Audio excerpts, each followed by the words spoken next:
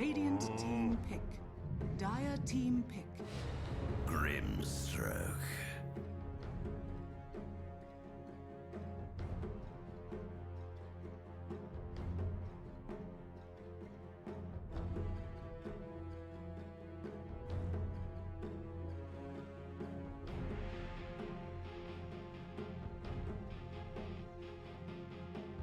Seconds remaining.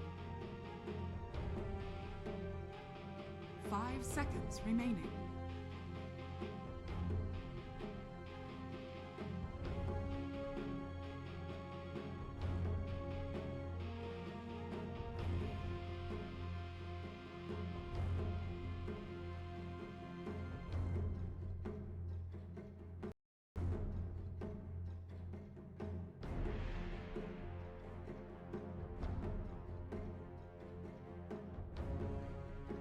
Radiant team pick. Mariska has arrived.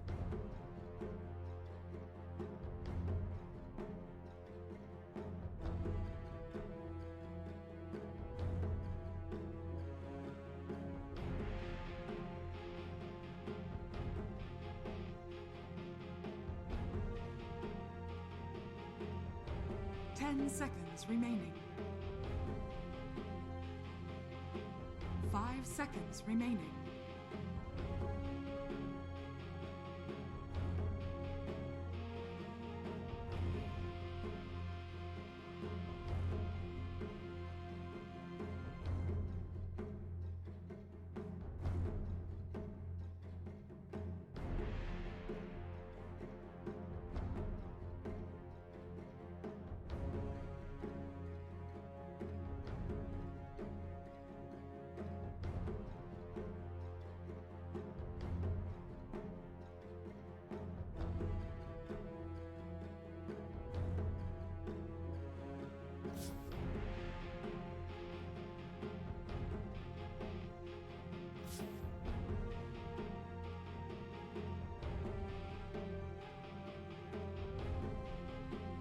Dire team pick.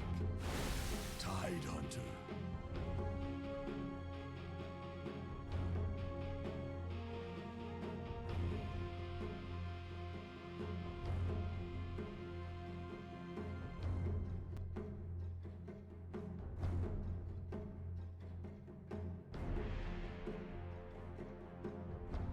Ten seconds remaining. 5 seconds remaining.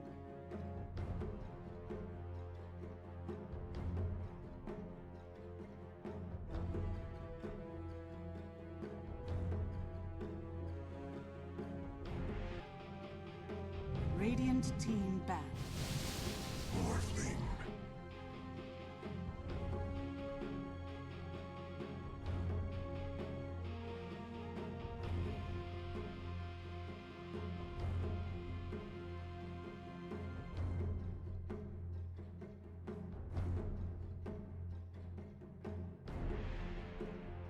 10 seconds remaining.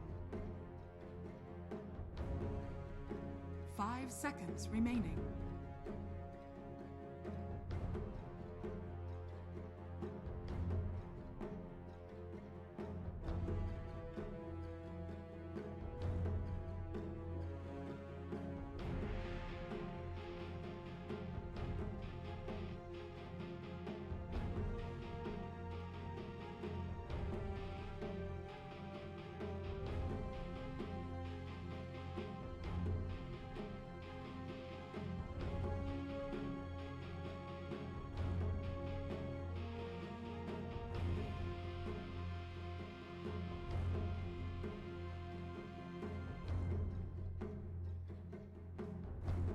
Dire team ban.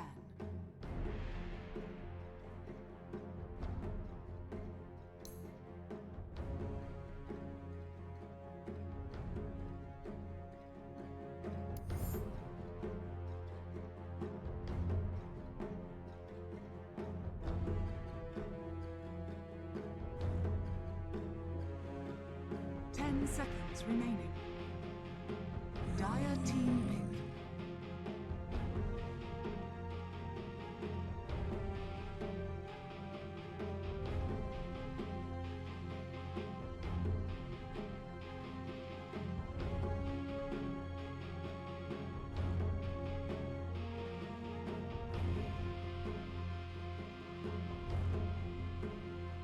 10 seconds remaining.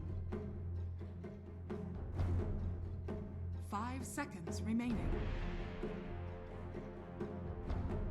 Radiant team pick. Warlock. You may now select your heroes.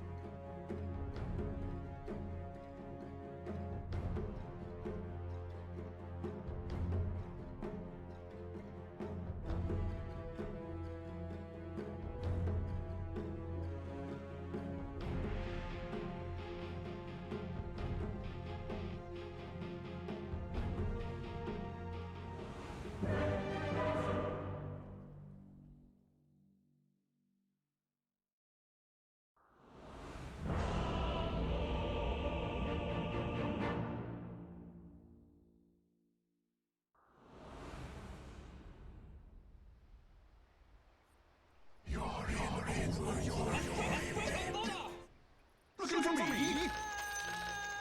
Prepare for battle.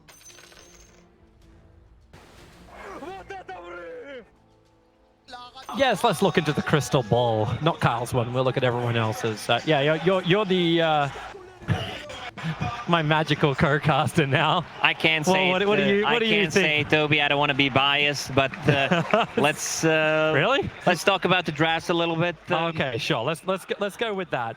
I thought that Alliance is gonna pick a Disruptor. I mentioned it a couple of times because I think they needed more lockdown and more catch. It also one of the best heroes you can get against the Tidehunter since he can't get out, so you can play around the Ravage. But with the counter initiation from Warlock, it also gives them more team fighting potential. Also Fatal Bonds with Dark Willow, Morphling. That's gonna be so deadly. But I love what Gambit has besides Grimstroke with no single target spells that you can throw in besides the Gush, which I really dislike. Like this is one of the reasons why you pick a hero. You'd want to abuse that ulti. Yeah. But they have this position 4 right now. Immersion, one of the better position 5 players on Earth Spirit in the world, and I think you need to play more aggressive. Also, they have Alpha Ninja on TA, so these two heroes can come online very quickly.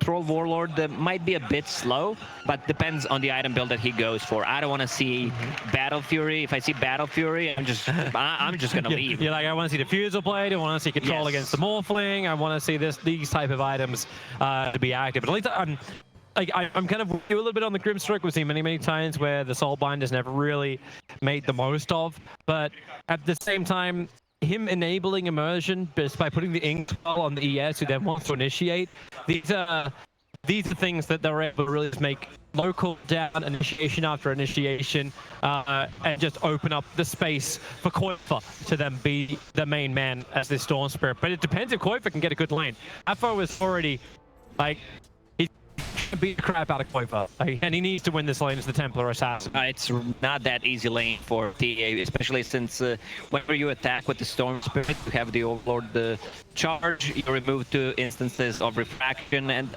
it depends how Alpha Ninja will use this.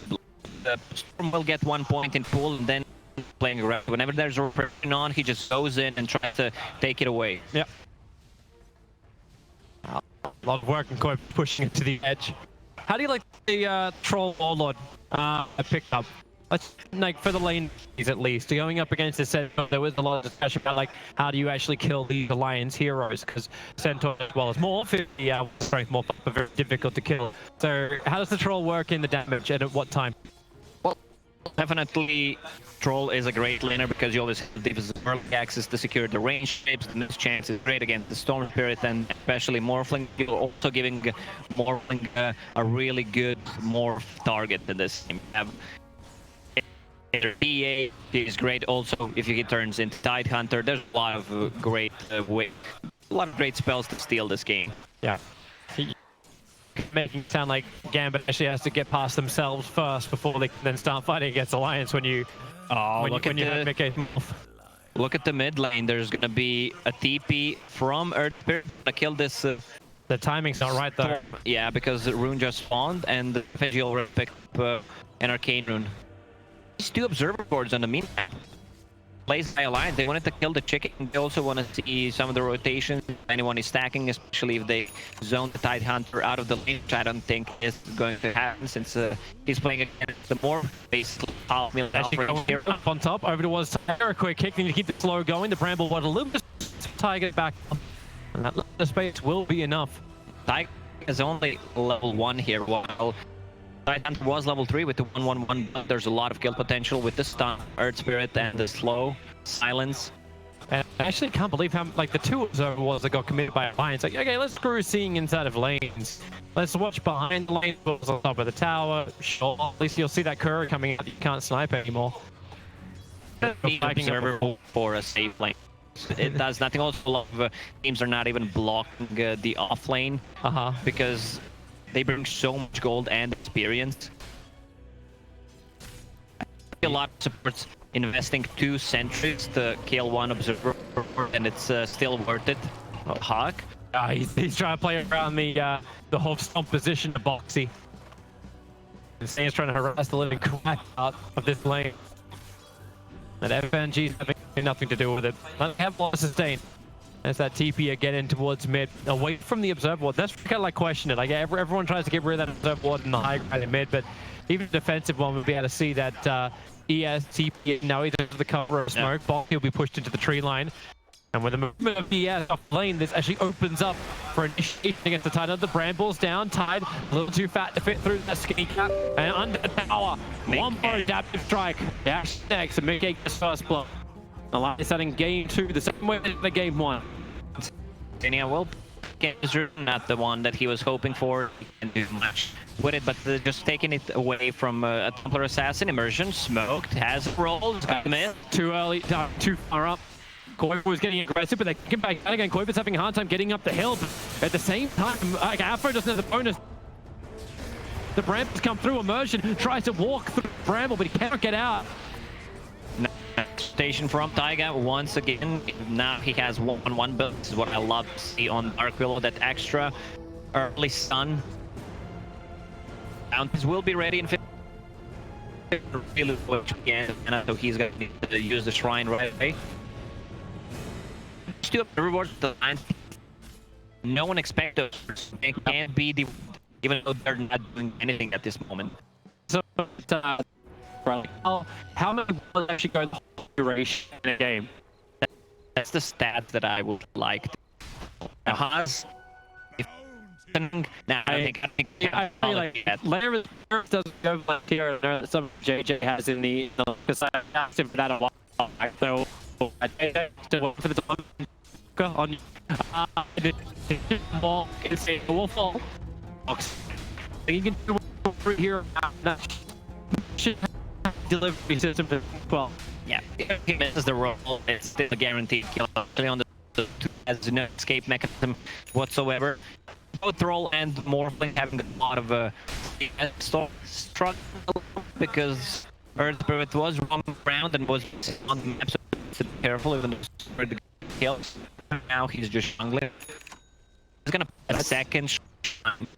As a nice observer, they watch for Gambit. Yeah, see twice like they're looking good. Yep, as you actually like they hold 3 at the top. This very different sort of game. We're basically just winning every lane. Oh, goodbye.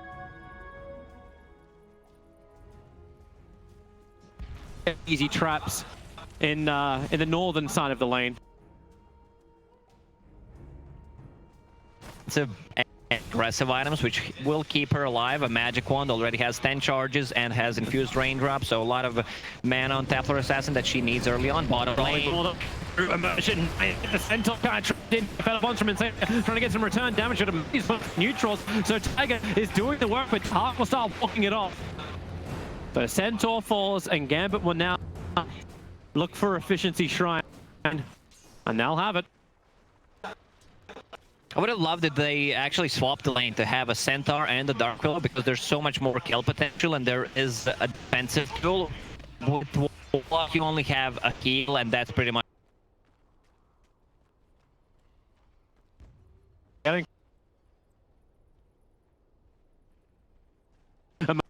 Going again, looking for the Inks. Of course, we'll be able to connect through the Shadow Realm. Where's that damage output? Combining with the Bramble, it doesn't exist. Tiger's on the run. It's uphill from FNG. Won't connect. Neither will the throw out.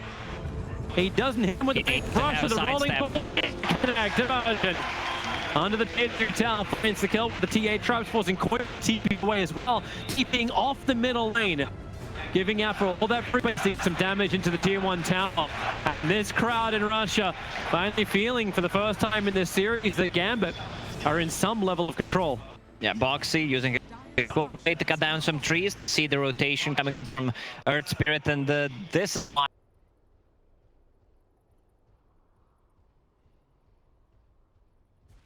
try to snowball.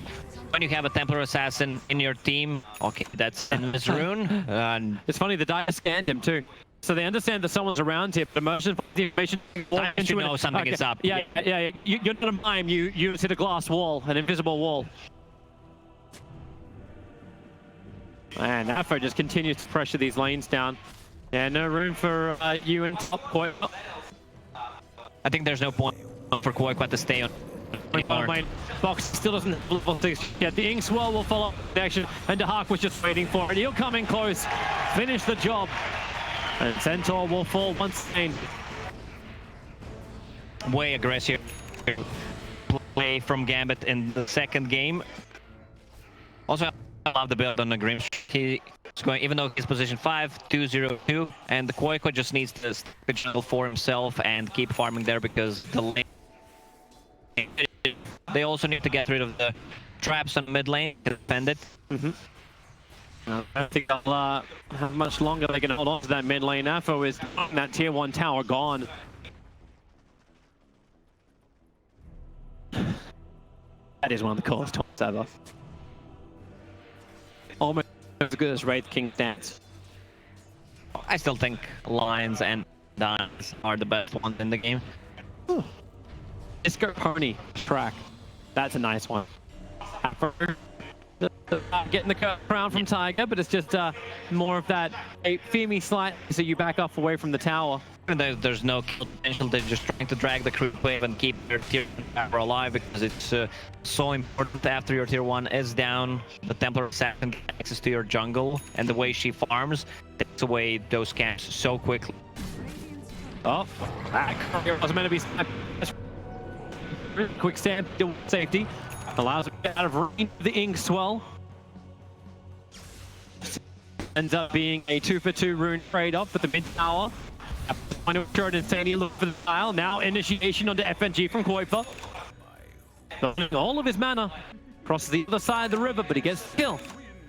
Easy 300. They also killed the courier, which gave Centaur some of the XP. The new courier also, the flying one, gives experience, and Vision Rune Storm, also a couple of stacks. This will Storm Spirit in the game. Sitting at 3.7k network before it begins this. Watch that counter just pop up. Trying to catch up to the TA. He's a long way ahead. Tide's also getting a free off lane at the moment, so we've got... Actually, I think it's already coming... Well, it was probably meant to be coming on the courier.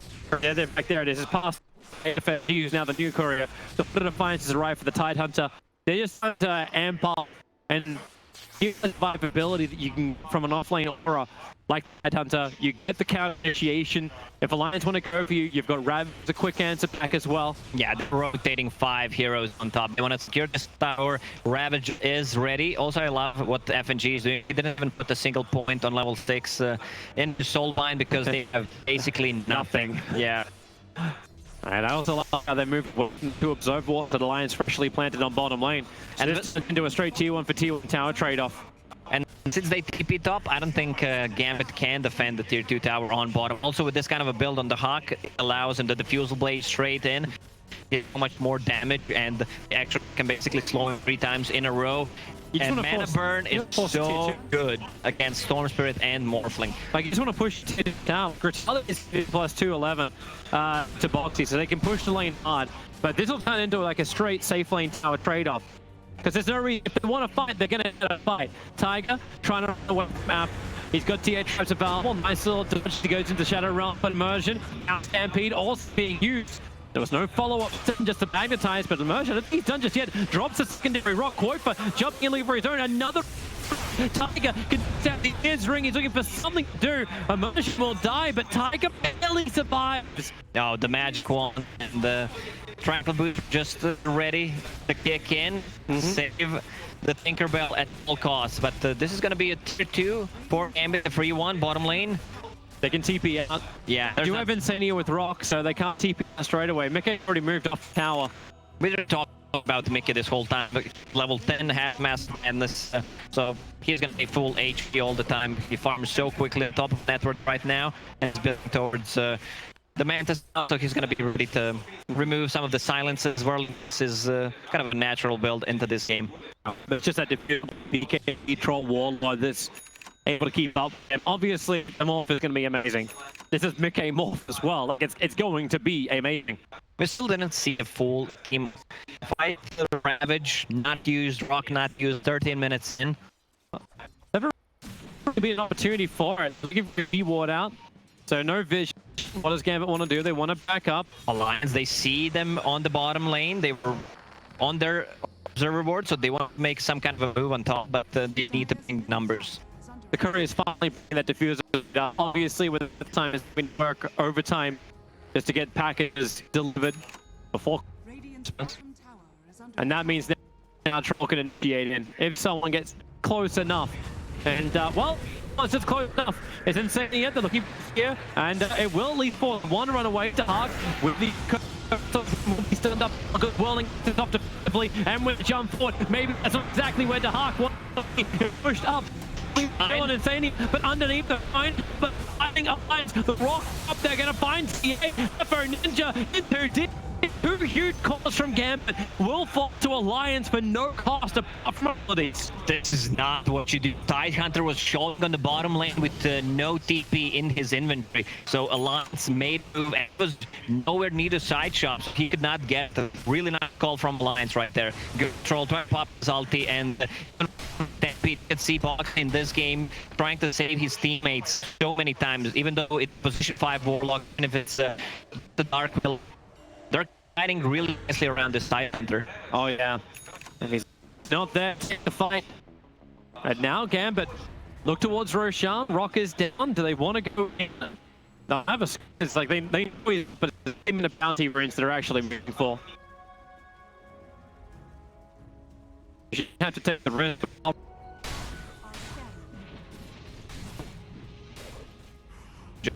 They're picking up that the scanning picking up the bottom ones. They're probably have the top one.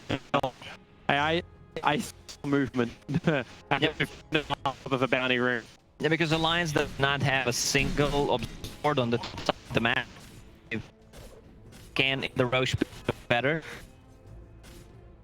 Still, they're not doing good. There's also not a trap inside Gambit.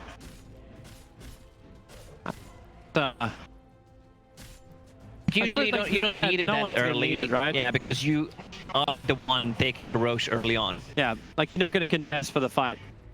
You don't mean you don't go in and try and take a Roshan stuff. Again, they definitely want to have their own engagement. They're pushing up through mid. Boxy will reveal himself for a moment. After these, they the team 2 side. Alliance come to the fight. Smoke. Again, they smoke after the observer board. So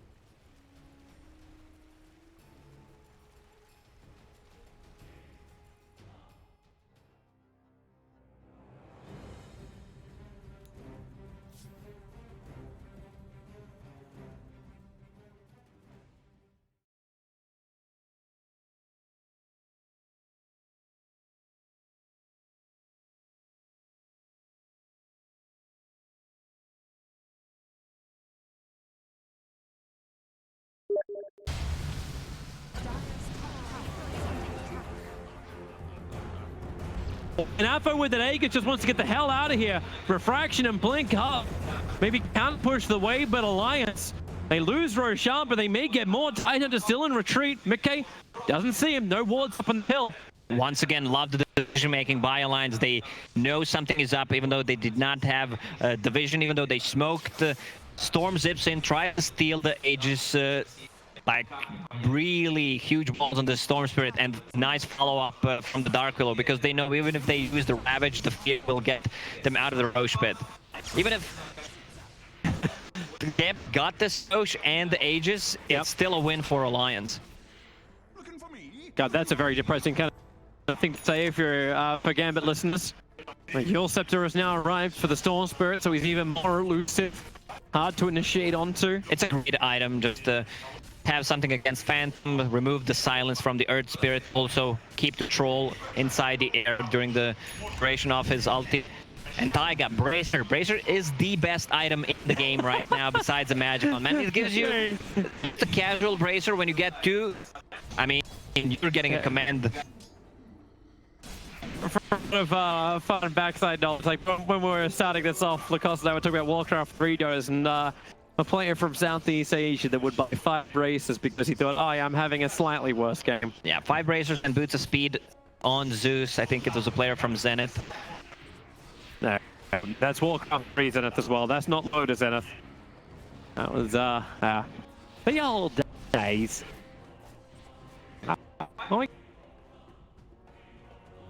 Just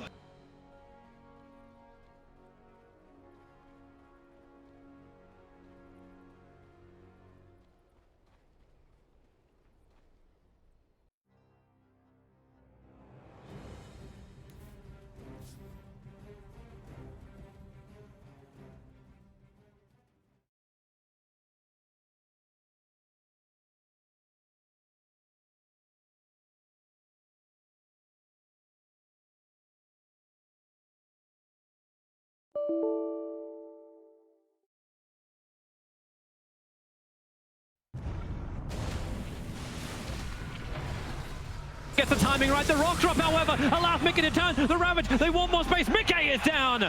They threw everything they had, including the kitchen sink Gambit. And they got him. Morphlings down the drain. That's almost 500 gold. Luckily for Alliance, FNG is the one who got it. But they should be more careful about it. Like, he was trying to bait some of the spells, but they have ways of killing him. Still a bit less than 2 minutes on this Aegis. Deso is finished. He just needs to use the courier. Oh, yep. There it is. It's out. So TA building up with the Morphling dead. There's no time to farm. And got to give some confidence to Gambit. There's some heroes who on Alliance knew it was going to be pretty difficult to kill anyway. Koifa, one of those pains in the butt. As the haste rune stolen out in front of the Tidehunter. And maybe now we actually get to see him finish up the Bloodstone in this game. God, he's getting so big. He's still not the biggest. Like, obviously TA's got a lot behind her too, and the Troll. The BKB coming on the couriers, and now finally that item you've been looking for is now here. I think Troll will become untouchable during the BKB duration because they have no physical damage whatsoever. Morph still, at this point, can't really man up against them. It's like, oh, you almost want to like defensively E-Blade at that point. Keep him away. But the Aegis Immortal's got 40 seconds left and then it's gone. So TA is in that time as well to get her own BKB. Yeah, also Tidehunter decided to go for a Blink Dagger in this game, usually, which we don't see that early on, but he wants to be able to find the Dark Willow. With the Fear, he can control the team fight just by staying behind and with the Centaur, so if they initiate, get a kill or two, they will be the ones controlling it. And good thing to watch when the fight begins. Where is that Tide's position? I kind of liked it during the last fight up on top. I was like, you know what, we're going to use this because I need this, just a chain stun. And by that point, Alliance, if they were going to come in, would be counter-initiating into the middle of a Ravage. But where do you add the pressure?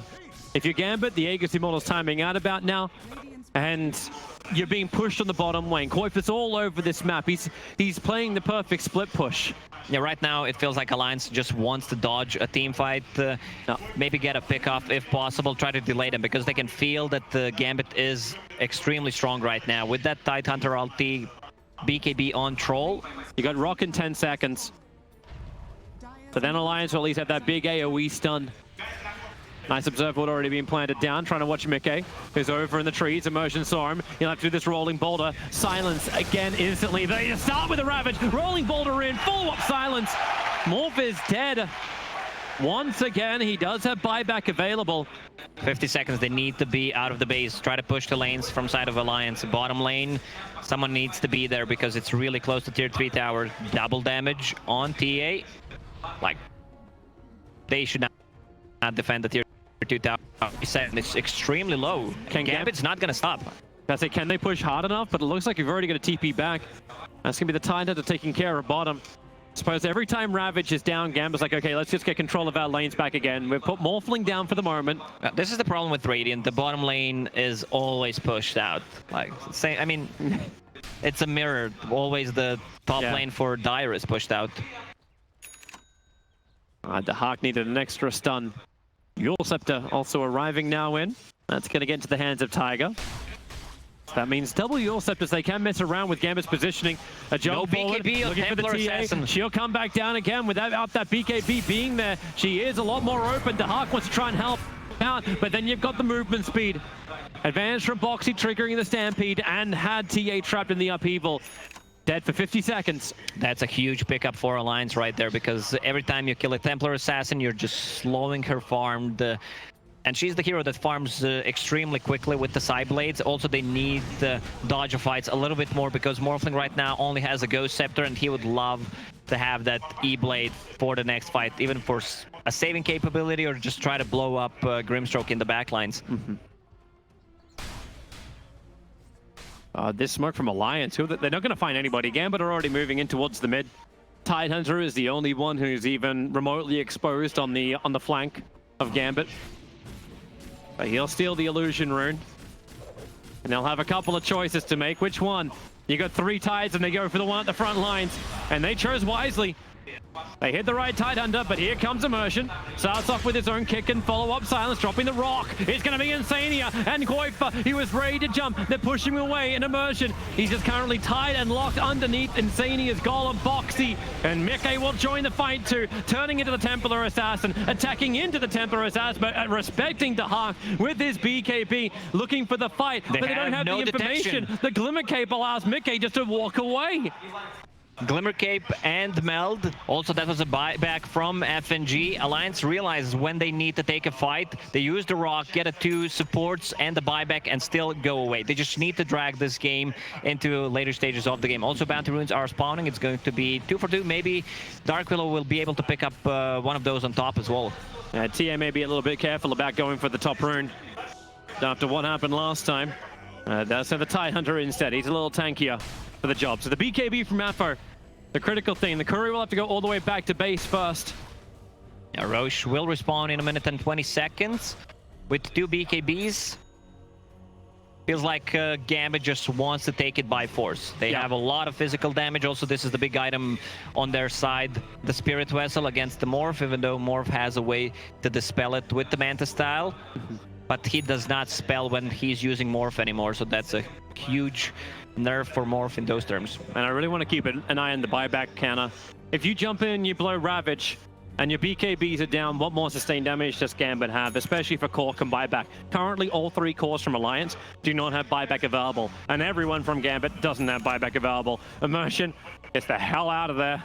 Does not feel comfortable at all. His team is too far away. Koifer doesn't care about being far away. We've seen him burn all of his mana to get the jump, and they may need to do so. Dust, this time they brought detection. Warlock dead for 44 seconds. They TA trap quickly, rolling boulder forward, Immersion, trying to catch in towards Boxy. The extra help is coming in. There's your buyback from the Warlock and Gambit. They just want to get the hell out of here. If Boxy dies, it'll be costly, but Gambit can't lose anyone else. With this huge mana pool on Storm, he can try to zip in, maybe force them to use a BKB, and then they can take a fight. Also, Insania use a buyback, because if he's not, Gambit will try to engage into that team fight. Boxy does not have a Blink Dagger yet, and we can see on the screen he just bought Heaven's Halberd. I already talked about the item, how good it is, especially against the Troll and the TA. If you can use it before they can get their BKBs off, no ways of dispelling it. Roshan's alive. Alliance have already put the Observer and Sentry on the northern side, so they want to make sure they got information inside the pit.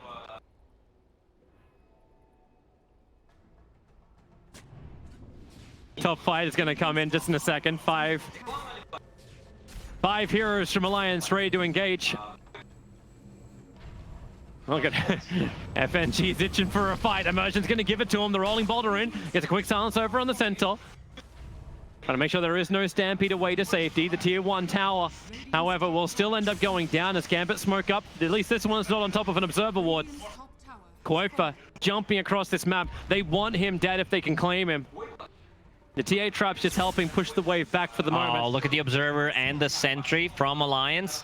They should be in range, but they don't want to do anything yet. Yeah, if they start Roshan, they know the danger for it. But Boxy just walking straight in the middle of him. Quick double silence, actually. Not perfectly chained. Stun over on Roshan, but the backline's where the trouble is.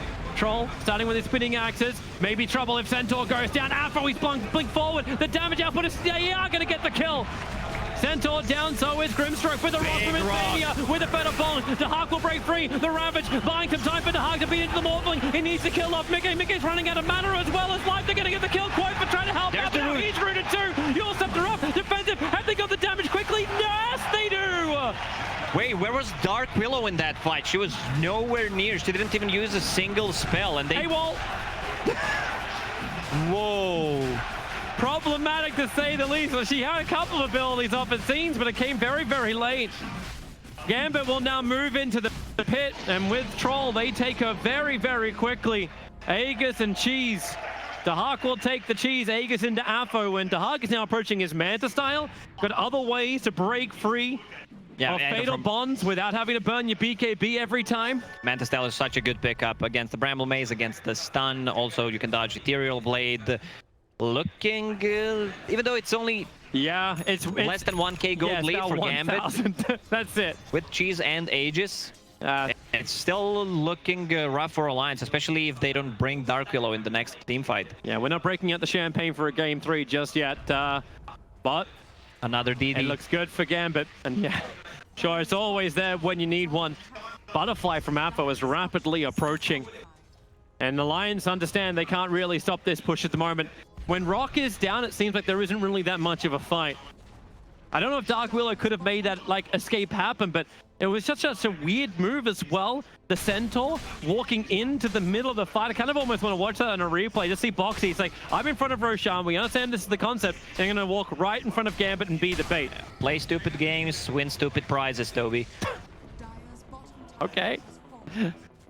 They're approaching. Gambit is not stopping with Cheese and Aegis. They also have a couple of good traps placed. Upheaval, Warlocks sitting far behind. The Hawk just needs to see up the hill with a creep wave, and then he can hit into the tower. They force the rotations back from Alliance. You can see the power of Manta style right there. Yep. No way to control them. So they back out. If Alliance didn't retreat, they would have taken the tier 3 tower and moved in towards Shrines, but for now, Gambit just have to slow the pace up once more. Get control of these side lanes. It's a low kill game. It's all about who you... if you can get the big initiation onto one cord, then it allows you to get objectives. We've got 25 kills in a 30-minute game. This is very slow for a Gambit and Alliance game. And this is why Diffusal Blade is one of my favorite items on Troll. You burn the mana on Storm Spirit, especially on the Morphling. Even though Morph doesn't cost mana, he still can't use his spells. Like, the most important one is getting a waveform. Also, when he transforms, if he doesn't have mana to use any of the spells, he feels pretty useless. Immersion. Looking at Boxy once again. It's a Dire Observer and Sentry, however, so Boxy 100% knows that a gank is just itching for him. They have good heroes of... Rolling ball. Well, you knew the gank was coming for you, but still. Dust is up, Insania. He has Rock available, Stampede being triggered defensively from Alliance to escape. Their heroes are really good of dealing with the creep waves, trying to creep skip. Storm Spirit, Morphling. Even Dark Willow to one extent. If she's just out, the only hero who can stun her is either Tidehunter or Earth Spirit with the roll. She can just pop her Bedlam and clear the creep wave. Dire structures are fortified. Oh, fortification. And there, Structures are fortified. they are definitely concerned. They want the backdoor protection to come up. Rooted, fatally bonded. 2 already broken free. Tide's fine with this. Standing in the front lines to take the tier 3 tower. They'd love to get the melee Rex as well. He's forced a reaction. Boxing jumping forward. Diffuser Blade instantly slowing him up. He's having to walk back through the creep wave under the cover of the Glimmer Cape from Alliance. They And still another have... Bramble. It's a good combination. Lotus Orb trying to protect. In fact, sends it back towards the Morphling. Copper decent chunk of damage. Both Troll as well as Morph down to 50%. That's a big one. Storm Spirit getting a lot of levels. Level 22 about to hit, and Arcane Rune. They lost the tier 3 tower. Still a minute on this Aegis on Templar Assassin.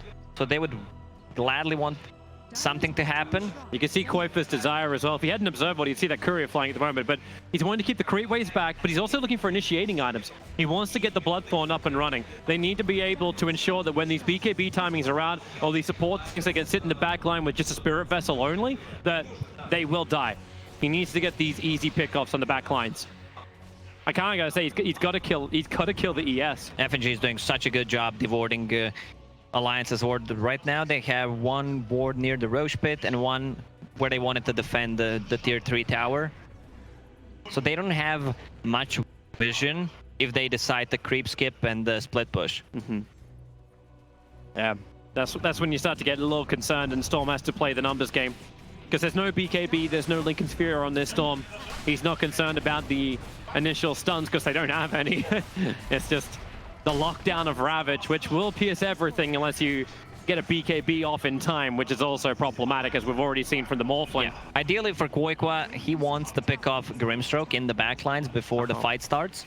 But Glimmer Cape is ready on Grim, so if he can get that off, Storm will lose a lot of mana since he's not carrying any detection. You know, Boxy, how many times are you trying to bait this out? Immersion will mop the creep wave up from relative safety by just kicking down some rocks. 5-man smoke up from Alliance, no longer a bait. They're gonna try and force the issue against Gambit. They have a 10-second BKB on Morph. They want to use that.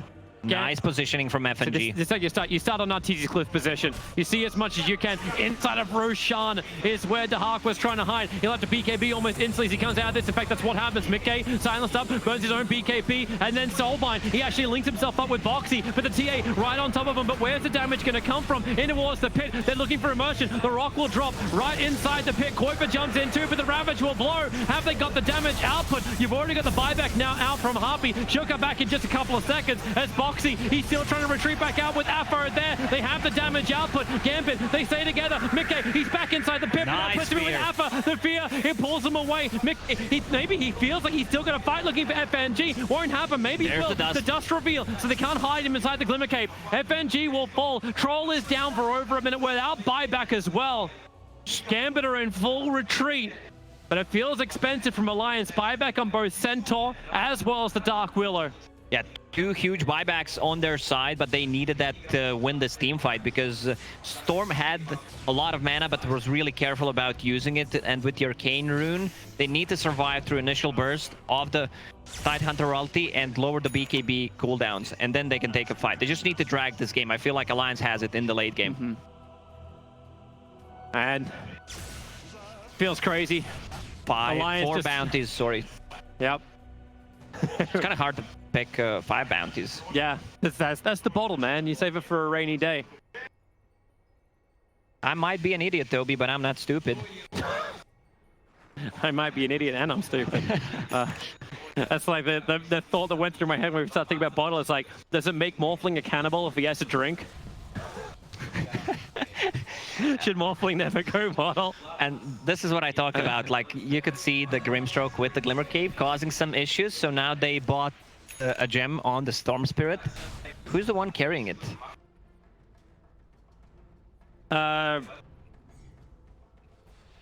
Centaur, yeah. Centaur, yeah. It's just moving through our long list. Yeah, Centaur's the one who's got it.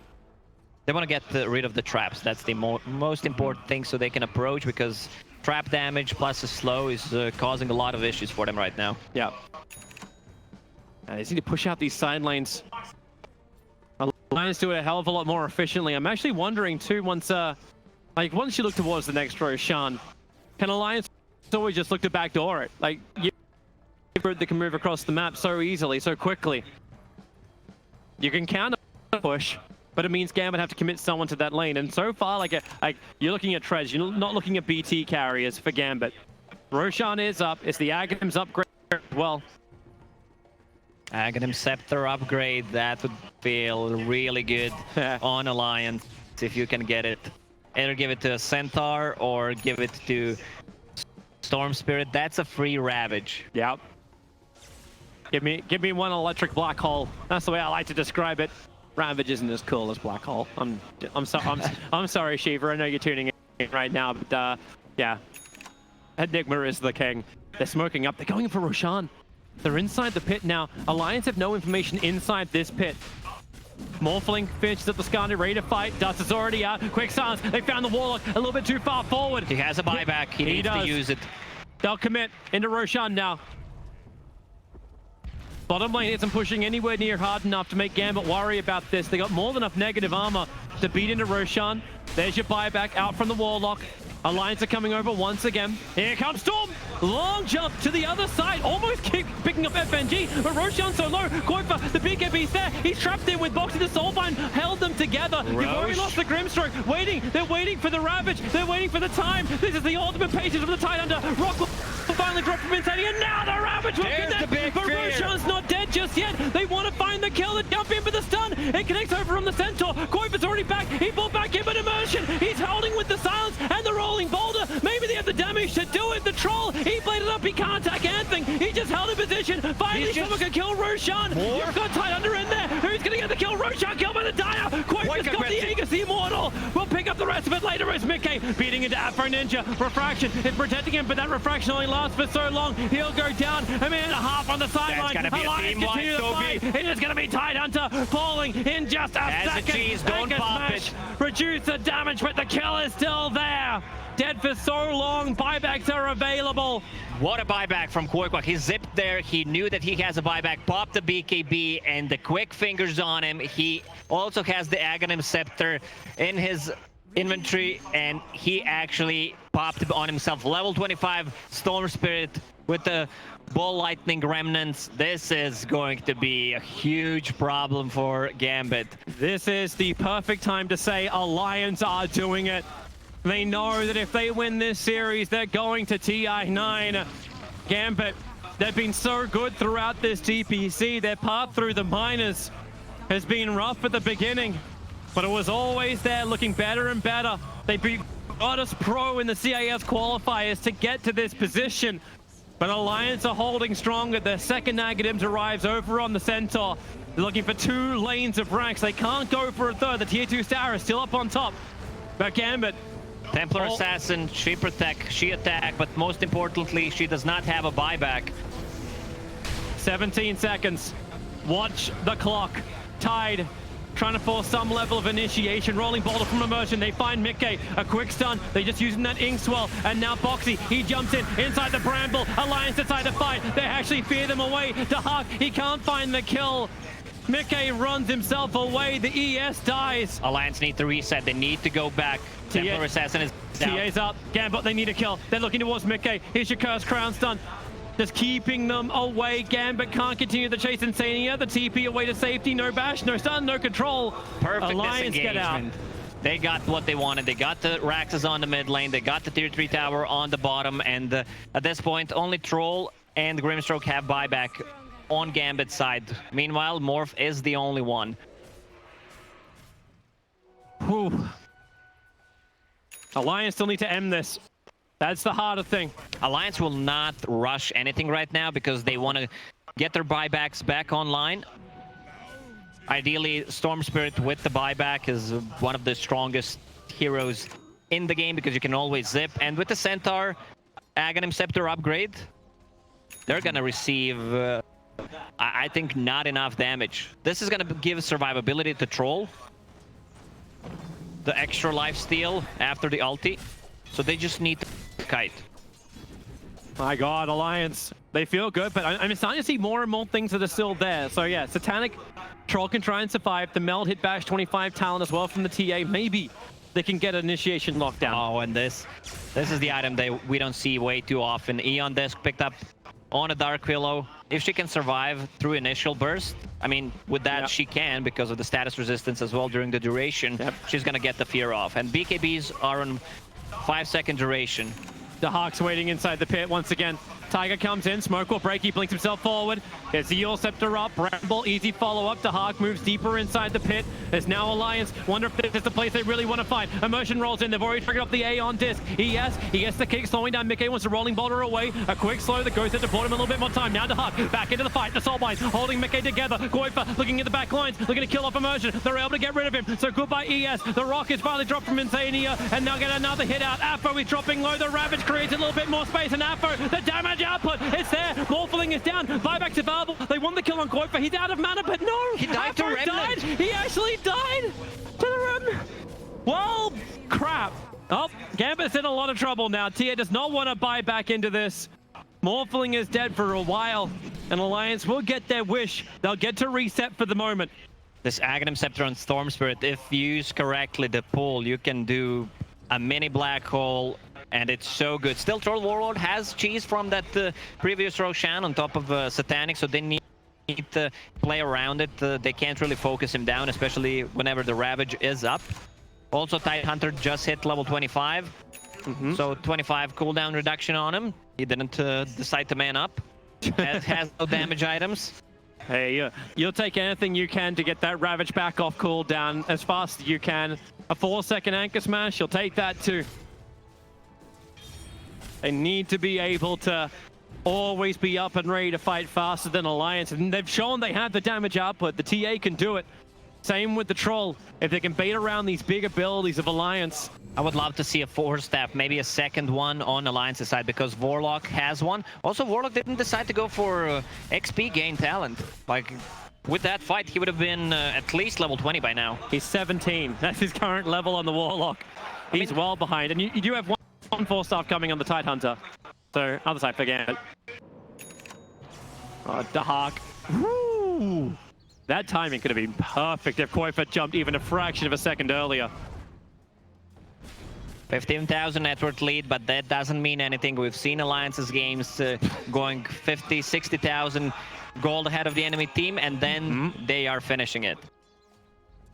Now the items are there to enable these fights from both teams. They continue to accrue.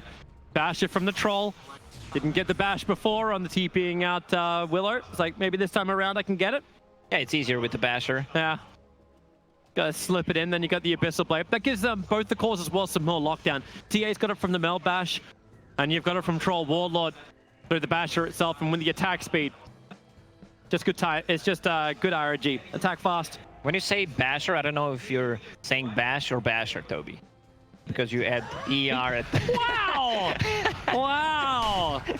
You know, there's a level of trust that you have with your co-caster. Out the window. Out the window, Lacoste. I don't trust you anymore. Can I have Kyle back? He may be wrong, but at least he's calling me.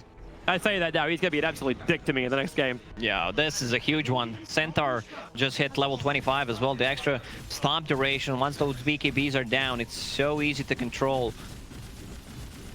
Observer board, the casual, almost 300 gold when you kill it. They're not ready with the ES.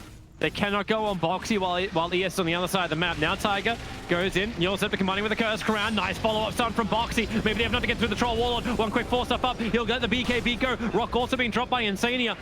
Just in the middle of the fight, but remember they want to engage back out. The Hawk's BKB's already worn up. The Storm Spirit with the Sheep's Cut, slowing him down. FNG needs to get the silencer, but Mickey and Goifa, BKB protected. They may be soul binded up. Disarm, he can't attack. He wanted to use his stun to get his life back again, but maybe with the stun over on Goifa and the Ravage follow-up. Version, he's keeping Goifa on lockdown, even though the Troll is gone. They may have enough damage for the TA. No, they don't. TA is still too busy with Boxy in the back lines, so Mickey is just soloing up the two supports, but Mickey maybe bit off a lot more than he can chew. Buyback is coming in from the Grimstroke. They're underneath the shrine. They're still trying to battle this. Boxy finally brought down by Immersion. He rolling bolted in, and the Hex is up. It's almost everybody dead from Alliance apart from Koifa.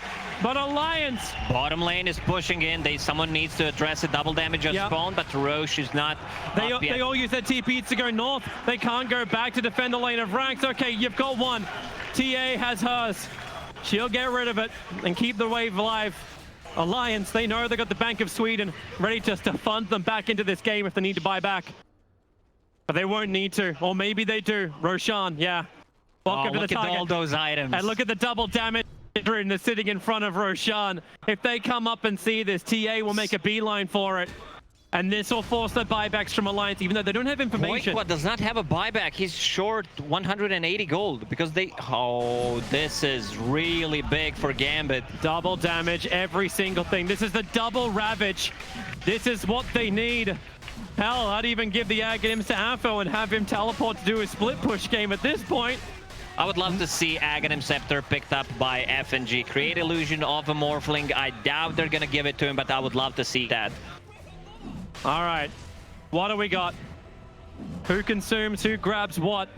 Let's see if they're going to give it to him. FNG is going into Roche Pit. Have to open up some slots, however. They're moving the boots out from Afo. So what's he going to get first? Watch the grab. So Dahak will take the Aegis to the Immortal. And yeah, they gave it to Grimstroke. That's a smart play right there.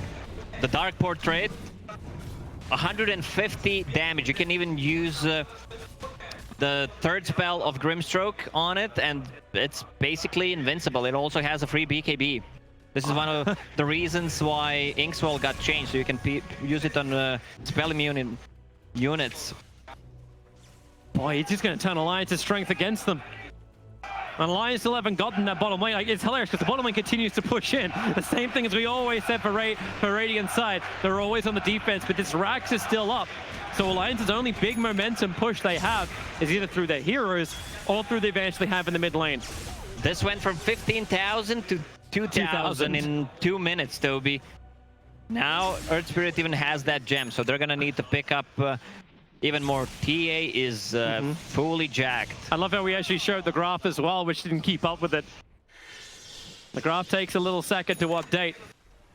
If Koikwa had a buyback there, they would have taken that fight, at least try to make something happen. Oh, it was a risky play though, but he was 200 gold short. I am loving this item arrival for Immersion. A BKB is coming on the courier right now, so the Earth Spirit can stand strong in the fights.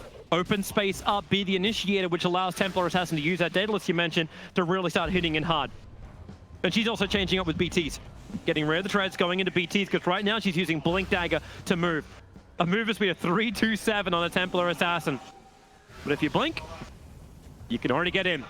Smoke up from both sides. Boxy will have one break. The Observer's already up. They get a quick silence over on the Centaur. No Stampede away. Follow-up Ravage. They want to get this kill nice and quick. The follow-up Sun's not going to be there. The Rock actually coming in from Alliance. They're holding the Centaur alive and now down. A buyback is available. He may have just instantly committed because Koikfa, he'll need more help. He's running out of mana. And Dahak, he's ready to fire as the BKBs are wearing off. Immersion rolling boulders in again. Another quick stun. And this could be the dieback. The Centaur trapped up. It's actually trying to break free. Yeah, you're right. It is actually him. He'll move back a little bit further away. Warlock picked in the back lines. Afro wants to continue the run forward. Boxy, however, it's a big stun. It's on 3. Koifa with the Vortex Black Hole. He'll hold him there. Immersion. He'll consume the cheese. Getting the light back up again. Now with the silence, they can't keep this push going at Alliance, but maybe you can. Yule Scepter's up from both sides. Koifa, they hit the second Ravage. It connects from Gambit. Koifa needs to fight back. Needs to be involved in this fight. Huge ball lightning all the way from base, all the way to the fight. They caught Afo. He actually grabbed Afo. They're going to kill him down. Or can they? Need to Refraction is up. Disarm. They need to kill him. They've got him as well. Meanwhile, the backlines to Hawks. BKB TP out. He'll be successful. Alliance have committed the bank. They need to force buybacks right now. Both of these have run right now, and the bounty runes are also spawning. So they took pretty much everything away from Gambit, but it cost them a couple of buybacks. Warlock, Storm Spirit. But they're cycling those buybacks nicely because Morphling has one ready right now. Ooh. Also, I don't think there's enough saving items on Alliance's side. They have a Glimmer Cape, they have a Force Staff, but they could use one more. A Lotus Orb would be extremely good. Here's your first buyback. ES is up. Templar Assassin holding hers. Mickey, she'd be able to claim this range Rax. The melee will follow through Mickey and Tiger, the only two that are showing themselves on the front lines. Boxy is waiting for the right opportunity. Goodbye bottom lane of Rax. Gambit don't believe it's worth the fight. This is a huge way with the double catapult. 40 seconds without a TA. She has a buyback, but... that's like 9 or 10 range creeps as well, ready to attack. And yeah, what do? Run the Tidehunter forward. With the kick, they'll clean up most of the way. Hex is causing a lot of issues because they don't have a Lotus Orb, they don't have a Lincoln Sphere on their carries. Neither Storm Spirit nor Morph have one. Gambit are the only ones running around with that, but now a Satanic will arrive for the Morphling.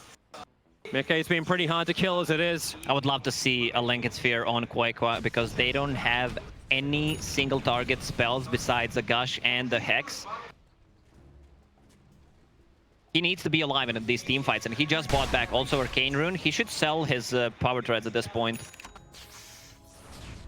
Oh, another Aghanim Sept is arriving. You have to start going through all of these now. It's the Dark Willow as one coming on the courier. He needs to invest all his gold in the items right now because there's no point in saving it for a buyback.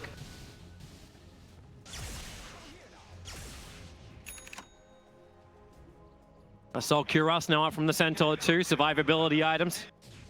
He'll take that, considering he's always been the bait for Alliance. Warlock went for that Shadow Word cooldown, but on level 20 he still took Golem on that, so instead of AoE Shadow Word, I would love to see the XP gain talent instead. He would have been level 25 by now, and you would have Magic Immune Golem, or in this case, you would have Golems with more armor because you're playing against the Troll and the Templar Assassin. That's some great numbers for Dark Willow. 100% win rate, I wish what I do. I think the sample size is a little small. Gambit, 4-man smoke up, ready to fight. TA showing further down in the lane, but they're in the tree lines. That's where Alliance is TPing out. Rolling ball to 4, they found Insania, but they need to follow up. The Bramble is keeping Gambit away. The Rock will drop, trying to create a little bit more space. With an MP defensively, Warlock is able to get himself out to safety. And Gambit smoke goes begging, at least for a core pickup. But they have the Warlocks rocked down for a minute and, well, now 50 seconds. Templar Assassin actually changed power treads for a Deso. Now Deso back for power treads.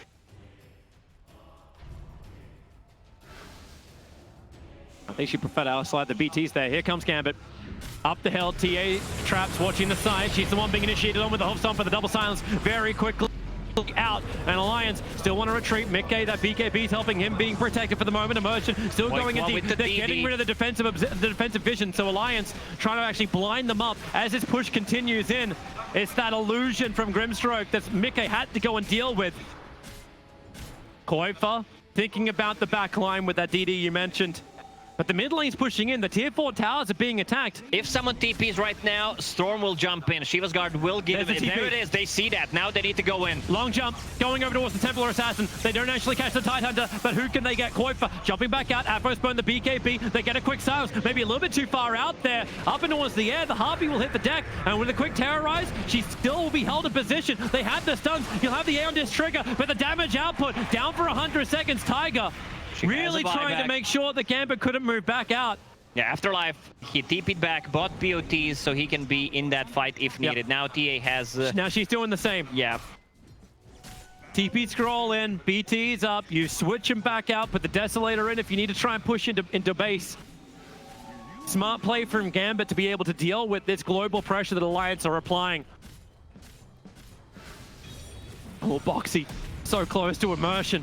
He's watching Dahak. Your Hoof Stomp will begin. FNG moving over. Tidehunter, they'll start with a Gush, with the Stampede, some movement speed, immersion. Just kicking it back out again. Boxy, be careful. The stun hits too. The Ravage will connect to as well. Dahak is just going to town. Mickey's in too close. He's got a little bit more life to kick in, but now Afro's arriving with the bash number. Koifa! The Vortex hole, pulling him in and out. They can't find the lockdown. Buyback arrives from Tiger, and Gambit again have to retreat. There's so much on the line for both of these sides. They're neck and neck. It doesn't mean anything that they have 2 Rax's advantage at this point because they get career easy snipe. Oh. One-shotted. This it wasn't Hex worth it, and bashes, meld bashes plus Basher and Troll Warlord is causing issues. Also, Boxy was being caught out of a position. he needs to be careful because he does not have a buyback, so they need to invest a lot to actually save him there. He's walking underneath the observer ward. Gambit, no, and they are backing up. They are not going to take this fight while Ravage is down once again. Man, it's like I have to almost start checking Roshan. He will spawn in a minute and 10 seconds. Another Roshan arriving, another Aghanim Scepter to be consumed, but more importantly, it's the Refresher Orb. It seems like it's the biggest thing that gives Gambit the initiation they wanted, because they can start with Ravage, or they can also follow up with Ravage. I don't even care if it's double Stampede, if it's whatever, from Alliance. They need to have these AoE controllers. Aghanim Scepter is ready on Dark Willow, but yep. she doesn't deal that much damage. I would prefer to see a Hex in this kind of a situation because BKBs are extremely low and they just maybe lack a little bit of control. And now there's a Refresher potential and Vlad's. Potential triple Ravage if you got the mana pool for it. And if you can get the Refresher shot, of course. Alliance is hoping for a longer Roche spawn because Koikwa still does not have his buyback. Yeah, actually look at Morphling. He's got Aghanim Scepter consumable lined up. So he wants to try and eat something else. I suppose you're at a point where, like, what else can I buy? It's the supports who are starting to get a little bit richer. That Hex you asked for from a support, you're going to get it, but it's going to come from Immersion. He's already spent his money for it, so you're adding a second Hex. Roshan's up, the TA trap's being planted down, and Dahak, he will begin. Morphling sends his first illusion in. They see Roshan, Dahak, Lotus Orb protection. 30 seconds for Storm's buyback. And Storm's still pushing in the top lane. Gambit don't want to go inside the pit. It's too dangerous. Every time they do it, Koifa just ball lightnings into the pit. Yeah, their lanes will be naturally pushed because they are playing against the super creeps. Yep. Oh, another double damage because why not? Also, Arcane Rune on the bottom. Koikwa has the vision of it. Why not? He burned all of his mana to get down there, however, but 63 mana a second regeneration is not too shabby. He's burning Clarity to ensure he could do this as fast as he is. And Tidehunter doing the split push, so he's taking care of that bottom lane. Storm Spirit bought everything. He doesn't even have a buyback at this point. They're putting their walls and sentries down once more. They want to see how many traps are inside the pit. Another Morphling illusion sent in. It wants to actually clean this up. Takes care of only one of the traps, but sees both. And Gambit understand. They know that there's vision just north of the pit. Alliance put it down every single time this Roshan fight has happened. It's going to be hard, though, before Alliance to win this. Double Hex. You have a Refresher on Tidehunter, which means double Ravage. Yeah. All they can do is push out the sides. BT's coming down to the bottom lane. Afo wants to be safe. Koifa, he doesn't need BTs, but the jump in. Afo goes for the stun. Support's coming in. Tidehunter, Ravage number one. He's got a second with a Refresher Orb. He's going to pop it. Not triggering the second, however. Koifa moving further away. Now back in again. But the bash the meld hit. Koifa went back in to get him with the Vortex. He holds him there. The jump up and away. He needs to get out. Trying to do all the work at the moment. And now Afo is in trouble. Koifa doesn't have to go anywhere. He just has to stick around and watch Afo dive it back at Roshan. Boxy, the TP out. The kick comes through. Immersion. He catches Boxy. It's the bigger kill because Boxy doesn't have buyback. Man, Koikwa was playing with his life. He doesn't have a buyback. He was 500 gold short. Now he's only 200 gold away from it. Dude, life on the edge. Boxy. Life on the edge. Boxy also has no buyback. Careful where you're going with Immersion. He's moving up. The 60-minute runes are about to spawn. This is the money that Alliance wants, but Koifa, silence, FNG, here comes Immersion, rolling Boulder in. They can get the follow-up Hex. No, they can't. BKB from Koifa will protect him. The Inkswell stun time. Not going to be there. It's just the Cursed Crown, just jumping everywhere. But Koifa, he's got no mana. Right on top of him, Tidehunter. He was looking to start the Ravage, and maybe now he'll do it. The blink forward, but there's no real follow-up. He can move over. Insania, now the new target. The stun from Dahak. It'll connect. The Ramble won't save him. Insania, that's his death rock. Buyback's available. Mickey now trying to pump through. That damage output. That's your Aghanim Scepter running forward, looking for more damage. He doesn't have it just yet. Dahak. The Cursed Crown, he dodged it easily with the Manta style. Still, TA is not brought back. That bottom lane is pushing in. We have to, again, reset the lanes up. But you know Gambit want Roshan. They want to slip in there. Maybe even just force a buyback from one of these heroes. Thanks to the Rune Centaur has buyback again now. Yeah, they pick up 4 bounties. At this point, bounties bring so much gold. There it is. There's your first buyback. I do love how The faster you use it, the faster you're gonna have it again, Toby. I just love it, the Mickey, when he consumes the Aghanim Scepter so he can become Tiger. It's just like pumping so much damage output. You don't care if Tiger doesn't do the damage in the first place. Like, hey, just stand next to the Morphling. That's all that needs to happen here. Double Ravage is coming off cooldown in 10 seconds time. Another problem that Alliance still haven't really found a great answer to, apart from ball lightning away. Take a fight on the off lanes.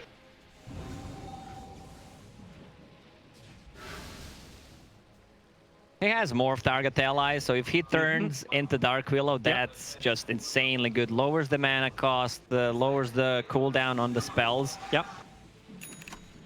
He just becomes cannon. Cannon Morphling with immunity.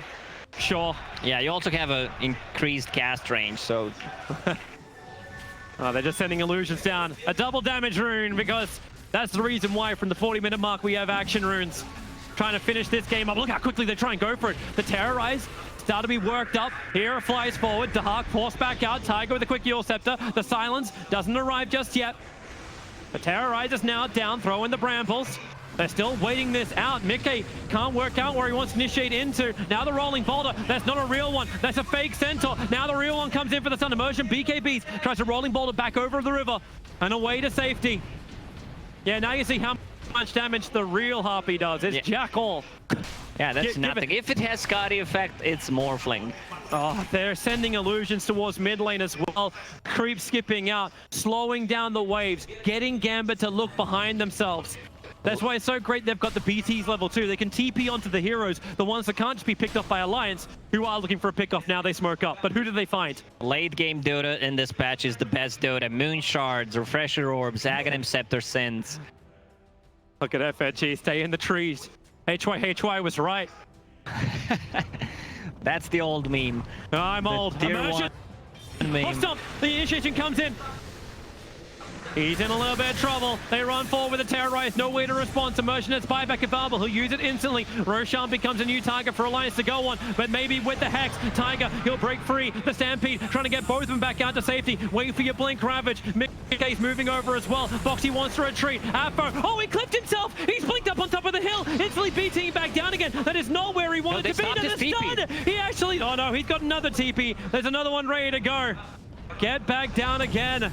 Rolling Boulder forward, Immersion, they want the kills, they don't want to stop now. Boxy, he's in trouble, isolated up, the Rock from Insania, combining with the Fatal Bolt, but the Ravage, number 1 will arrive with the Vortex back, maybe Koiva's got enough damage, they get the kill, it's a buyback, it's a second Ravage. Immersion, but with the second Ravage, the stun control is right, Alliance, they have to start buying back in their heroes, Koiva, the bash is out, Afro hit him with the Metal Strike, and got the control now, Mickey tries to return the favor, TA is down for the count, buyback will reset that counter, however, as Storm Spirit once more he looking found for the him. kill. What a zip. So far across the map. FNG's on the run, connected into the Bramble. No one can save him. A triple kill for Tiger as Gambit 9 back buybacks, almost all of Russia into this game. 4 heroes back up again as Alliance start Roshan. But once again, bottom lane is pushing. There's a region rune from Storm Spirit. He wants to grab it. They need to give this Aegis, if they can kill the Roche, the Storm Spirit, because he just bought back a zoning Bramble. There's no Ravage. Yep, and that's the bigger thing. No Rock, no Ravage, no Stampede for the moment. But you got your better Ravage. It's cheap, it's easy, it's Koifa. Kill those illusions. Look at that go. So much around Roshan. The enabler, Soulbind will begin. Now you jump in. Mickey, he'll BKB up quickly. Boxy gets the hoof stomp out. It's over on Tidehunter. Dahak can't find the target he wants. He's disarmed, so he couldn't attack anyway. Apo hoping for that backline jump. It feels like Dahak is just trying to get them to come forward. So you can just hit that backline with Apo, but he can't find the opening. They need to use this opportunity because there's no immersion for 40 seconds. And also bottom lane is pushing in. Yep, jump in. Tide once again going after Mickey, trying to use the stun. He's got a curse crown on himself at the moment. Dahak trying to battle around this Bramble. The jump forward. Afo, what have you really got? Not much more. Boxy backs up a Tiger. He's caught on the wrong side of the river. That's the support they've been waiting for. Just a little bit too far out of position, but the curse crown makes it difficult to keep the push going. Roshan started up again. Mickey's back inside the pit. They're seeing it just fly out the Inkswell. A quick stampede. They found a target with the Bramble. It's over on the Troll. Ravage. It connects nicely, but it only hits on the very, very side. Actually allowing Dahak a little bit more time. A quick force up. He'll get up the hill. Or will he? He's actually stuck on the bottom. The TP's out. They have to actually go back and defend base, but they're not done just yet. Now TA is up. Look at that. Dying so quickly. It's the painted woman smacking him across the face as Mickey. He'll wave for himself away. Dahak looks at Roshan. He knows he's low. Boxy, he won't stand for it. Goifa, he's ready for his own jump. He goes in again. Dahak didn't start it. He's waiting for the fight. My God, it's the Briar patch in front of Roshan. There's a huge wave in their base, Toby. They need to address it. Afro's gone back. He can TP himself back out again if he needs to. But Roshan again, Alliance knocking on the door. Dahak, he moves inside the Bramble. He wants to start this up. You still don't have that Ravage ready from the Tidehunter. Rock is up from Alliance. The tension is palpable. The nerves, I love this. Refresher picked up 4 double Bedlam and no buyback Dahak. No one has a buyback besides Morphling at this point. And they need to kill this illusion. The Dark Portrait, he can solo kill people. You can see it on the Storm Spirit, who's not an easy target to get. Oh, Nullifier. Another double damage. So you're getting Nullifier up, you're getting Abyssal Blade up, have yourself a double damage. This game's got everything. 67 minutes in. Mickey, he's walking inside the pit. Dahak navigates the Bramble. The second one planted, but Dahak walks all around it. He starts the stuns out. Boxy misses on the hookstop. Dahak dodges with the Manta Cell. The Soulbind silences anything they've got. Mickey backs up out of the pit once again. Roshan, he's repairing as fast as the teams are damaging him, but Mickey's not done yet. Upheaval, still inside the pit. Hard to move. Now, another jump. Tidehunter, still no Ravage. Koifa goes for the backlines. He's looking for him with the Terrorize. He doesn't actually get the initiation he was searching for. The Ravage, it'll connect. There's so much trouble. Mickey trying to get himself back out of this one, but he is still alive. Immersion, rolling boulders in, but Mickey's protected by the BKB. Afro, he'll get the melt dash out, but he won't be able to live. 2 minutes on the sideline, and now that maybe Alliance, they're going to find the stuns they need. The Ravage is out. They pull the Tidehunter in, and GG. Well played, and congrats. Alliance are the last team to punch the ticket to shy to compete at the International. Gambit had the showdown we were looking for. And my God, this team, they've really pulled themselves together to take the victory. This is the game we deserve, Toby, and they delivered. Constantly fighting around the Roche pit, but because they realize whoever gets that Aegis or 9 people use buyback there, and we gotta give credit and applause for Alliance.